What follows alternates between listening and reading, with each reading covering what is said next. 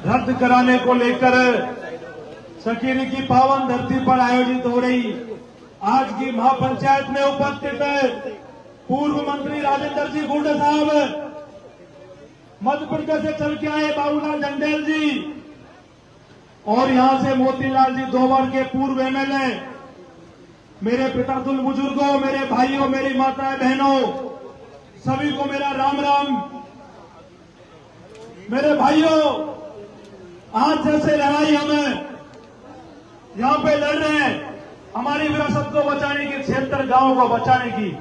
वैसी लड़ाई आपका भाई जयपुर में 5-7 सालों से आपके बच्चों के भविष्य को बचाने की लड़ रहा है। मेरे भाइयों, अभी मैं जयपुर से चल के आ रहा हूं और जयपुर से जब मैंने सोचा कि आज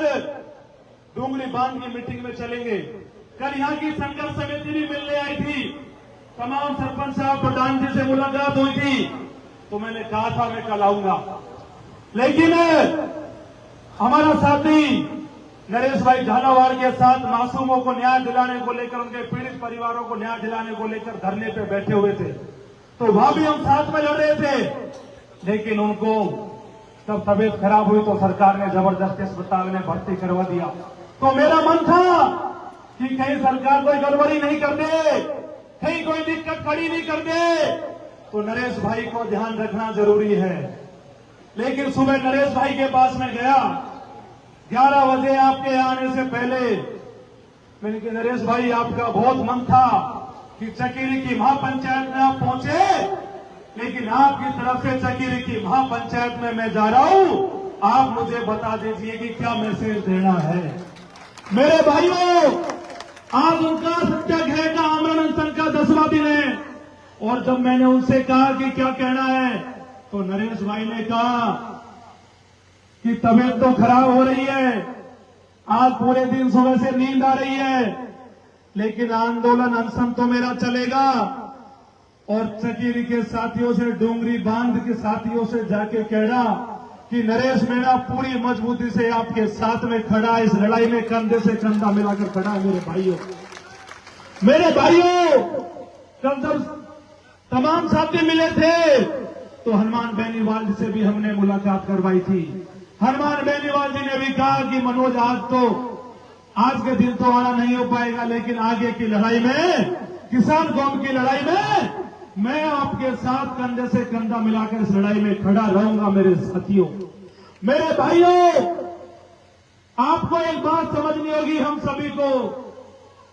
जो ये हम लड़ाई लड़ रहे हैं 76 गांवों को बचाने को लेकर,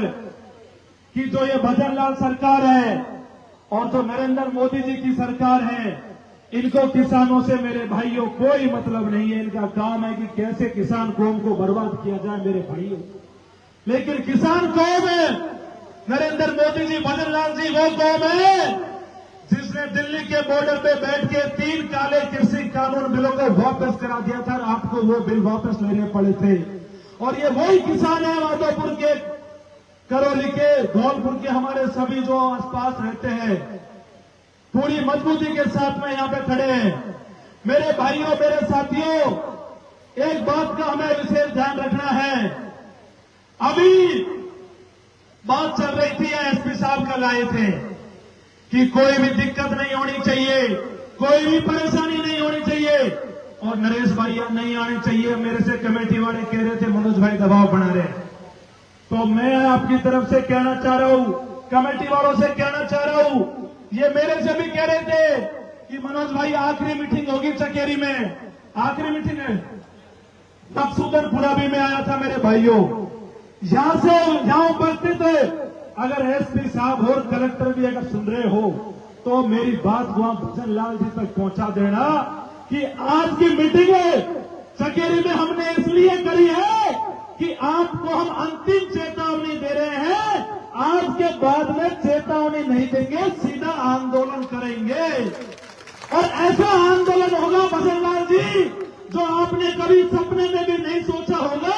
और ये किसान कौम सड़कों पे निकल पड़ेगी। और जिस प्रकार से नेपाल में जो जेएनजीओ ने किया वो छोड़ के गद्दी भाग के, आप भी गद्दी छोड़ के भागते हुए दिखाई पड़ोगे, क्योंकि अगर आप जो ये जमीन छीनने का काम कर रहे हो चलने वाला नहीं है। मेरे भाइयों, कुछ लोग कह रहे कि ये लोग तो ईआरसीपी के विरोधी हो गए, कुछ लोग कह रहे ये तो पानी के विरोधी हो गए। अरे हम पानी के विरोधी नहीं है, ईआरसीपी के विरोधी नहीं है। अगर ईआरसीपी लानी है, पानी लाना है, तो हमारे गांव को बर्बाद करके क्यों ला रहे हो? अगर हमारे एक भी गांव को हटाया जाता है और बर्बाद किया जाता है तो ऐसी योजना, ऐसा विकास हमको नहीं चाहिए। और डूंगरी बांध हमें बिल्कुल फिर नहीं चाहिए अगर इस प्रकार से सरकार करेगी। मेरे भाइयों, लास्ट में आपसे बात कहूंगा कि बदन लाल जी चाहते हैं कि लाठी के दम पे मैं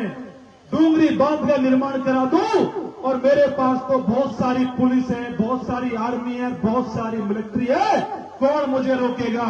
अरे भजन लाल जी, मैं आपसे कहना चाह रहा हूं, सबसे लठेर तो किसान है, इनसे बड़ी लठेर तो आपकी पुलिस नहीं है, इनसे बड़े लठेर तो आर्मी नहीं है, इनसे बड़ा लठेर कोई नहीं है। भजन लाल जी, एक बात को याद रखना,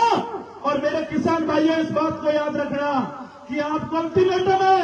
आप समझ जाओ और विचार कर लेना। आज के बाद अल्टीमेटम नहीं देंगे। जिस दिन डूंगरी बांध के लिए